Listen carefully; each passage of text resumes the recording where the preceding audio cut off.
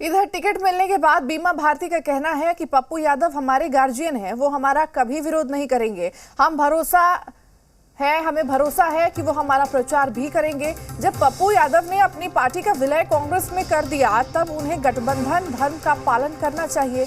बीमा भारती ने 3 अप्रैल को नामांकन करने की बात कही है।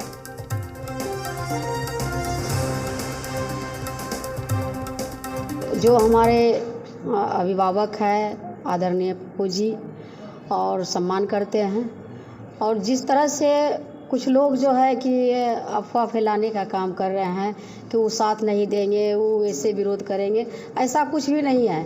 वो हमारे गार्जियन हैं, गार्जियन रहेंगे और हम लोग का पारिवारिक रिश्ता है और हम लोग साथ में मिल कर के पूर्णिया का सीट को जो है कि निकालना है। एक एक कार्यकर्ता में जोश है, एक एक वोटर में है, और बीमा भारती लोग जो जनता का पुकार है, यहाँ पूर्णिया का सभी लोग जो है कि एकजुट होकर के वोट देने का काम करेंगे लालटेन में। और अब ज्यादा जानकारी के साथ जी मीडिया संवाददाता रुपेंद्र हमारे साथ जुड़ चुके हैं। रुपेंद्र का रुख करते हैं। रुपेंद्र, देखिए पूर्णिया सीट अब काफी ज्यादा चर्चा में यहाँ पर बन चुकी है।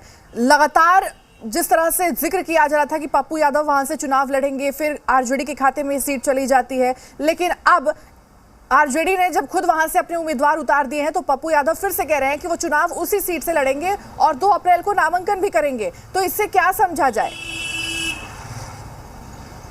देखिए, शुरुआती तौर से समझा जाए तो साफ तौर पर पप्पू यादव जन अधिकार पार्टी को लेकर वो लगातार कैंपेन जो है वो पूर्णिया में कर रहे थे। फिर पप्पू यादव कांग्रेस में ज्वाइन किए, कांग्रेस में अपने पार्टी का विलय कर दिए, और विलय करने से एक दिन पहले वो लालू यादव से मिलते हैं। लालू यादव से कई तरह से बातें करते हैं, कई बातों पर उनकी सहमति लेते हैं, और उसके बाद वो जाके कांग्रेस में अपना पार्टी का विलय कर देते हैं। अब जब विलय कर देते हैं, उसके बाद लालू यादव पूर्णिया से अपना उम्मीदवार उतार देते हैं। साफ तौर पर जहां तक महागठबंधन की उस समय तक, क्योंकि कल घोषणा हुई है, कोई उम्मीदवारों की या सीटों की घोषणा नहीं हुई थी, लेकिन लालू यादव ने कई फर्स्ट फेज के सभी चरण के सेकंड फेज में कई जगह अपने उम्मीदवार को उतार दिया और सिंबल दे दिए। अब पप्पू यादव के लिए मुसीबत हो गई, और पप्पू यादव लगातार मीडिया के जरिए और अपने पार्टी में ये दबाव बनाने लगे कि अब जो है हम पूर्णिया से ही लड़ेंगे। लेकिन लालू यादव ने बीमा भारती को सिंबल दे दिया था। अब सिंबल देने के बाद वो सिंबल लौटाया नहीं जा सकता था, और अब जो है आरजेडी के खाते में वो सीट चली गई है। अब पप्पू यादव के लिए कुछ भी नहीं बचा है। कांग्रेस ने साफ तौर पर पप्पू यादव के लिए 2 ऑप्शन दिया, मधेपुरा दिया और सुपौल दिया, लेकिन मधेपुरा से वो लड़ने के लिए नहीं कहे और सुपौल से, और दोनों सीट फिर आरजेडी ने ले लिया। तो आरजेडी के पास मधेपुरा भी हो गया, सुपौल भी हो गया। अब पप्पू यादव के पास कहीं ना कहीं अब कोई चारा नहीं बचा था, और वो लगातार ये घोषणा कर चुके थे कि पूर्णिया से ही वो चुनाव लड़ेंगे। कांग्रेस पार्टी में है, कांग्रेस पार्टी के आला कमान ये कर रही है कि पार्टी के हिसाब से चलना है। पप्पू यादव भी कह रहे हैं हम कांग्रेस में हैं, हम राहुल जी को लेकर दिल में घूम रहे हैं, लेकिन अब पप्पू यादव के लिए मुश्किल काफ़ी बढ़ गई है। और पप्पू यादव वहाँ से 2 तारीख को नामांकन करेंगे, और वो नामांकन कांग्रेस के सिंबल पर नहीं होगा, बल्कि वो नामांकन निर्दलीय होगा, और अब निर्दलीय वह वहाँ से चुनाव लड़ेंगे। अब देखना यह है कि कांग्रेस में अभी पप्पू यादव अपनी पार्टी का विलय किए हैं, उनकी पत्नी खुद राज्यसभा सांसद हैं कांग्रेस में, तो कांग्रेस अब क्या करती है? अब कांग्रेस आला कमान पर ही सारा चीज़ जो है निर्धारित है कि कांग्रेस आला कमान पप्पू यादव को रोक पाती है या पप्पू यादव वहाँ से चुनाव लड़ते हैं। जी, तो क्या रुपेंद्र, इससे ये समझा जाए कि गठबंधन को दरकिनार कर पप्पू यादव निर्दलीय यहाँ से चुनाव लड़ेंगे, नामांकन करेंगे?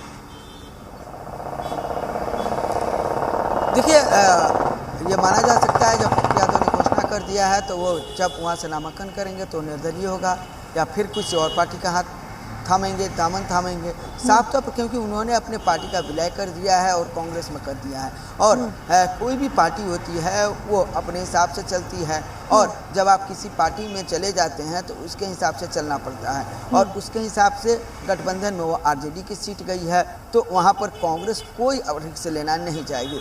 अब पप्पू यादव को करना है कि वो क्या कर रहे हैं, लेकिन साफ तौर पर यह कहा जा सकता है कि जिस तरह से अभी हालात बने हैं वो पप्पू यादव के लिए अच्छे संकेत नहीं हैं, क्योंकि वो कांग्रेस में अपने पार्टी का विलय करके भी पप्पू यादव जो चाहते थे वो नहीं हो पाया है।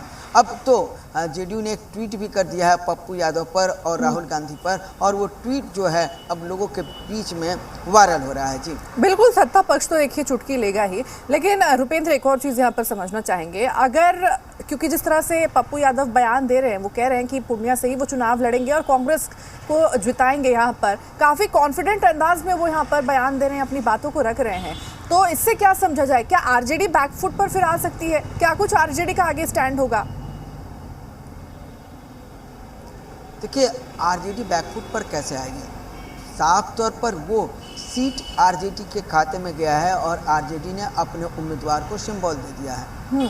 तो जब घोषणा होनी थी, कल घोषणा से पहले हो जाता और उस समय तक सिंबल वापस हो जाता, क्योंकि कई बार देखा जाता है कि सिंबल वापस हो जाता है, कैंडिडेट को दूसरे जगह या कोई और चीज़ों का भरोसा देकर सिंबल वापस हो सकता था। लेकिन बीमा भारती भी जो पीछे झुकने वाली नहीं है, और जब पूर्णिया सीट आरजेडी के खाते में चला गया तो कांग्रेस का कोई अधिकार नहीं है कि पूर्णिया सीट पर दावे करे। कांग्रेस के कई नेताओं से, बड़े नेताओं से मेरी बात हुई, कांग्रेस के कई बड़े नेता कह रहे हैं कि किसी व्यक्ति विशेष के लिए कांग्रेस कुछ नहीं सकती। कांग्रेस एक बड़ी पार्टी है और जो भी पार्टी में आए हैं वो पार्टी के हिसाब से चलना है। यानी कि पार्टी में पप्पू यादव ने विलय किया है तो वो कांग्रेस के हिसाब से पप्पू यादव को चलना होगा। अगर वो ऐसे नहीं करते हैं और निर्दलीय चुनाव लड़ते हैं तो कल होकर कांग्रेस उनको निष्कासित भी कर सकती है। जी बिल्कुल रुपेंद्र, तमाम जानकारी साझा करने के लिए और जुड़ने के लिए आपका बहुत बहुत धन्यवाद। ये महत्वपूर्ण जानकारी लगातार हम अपने दर्शकों तक पहुंचा रहे हैं। और इसी बीच एक बड़ी खबर आपको बता दें कि केजरीवाल की गिरफ्तारी के खिलाफ महारैली, कल दिल्ली के रामलीला मैदान में यह महारैली होगी, जहां नेता प्रतिपक्ष तेजस्वी यादव इस महारैली में कल वो शामिल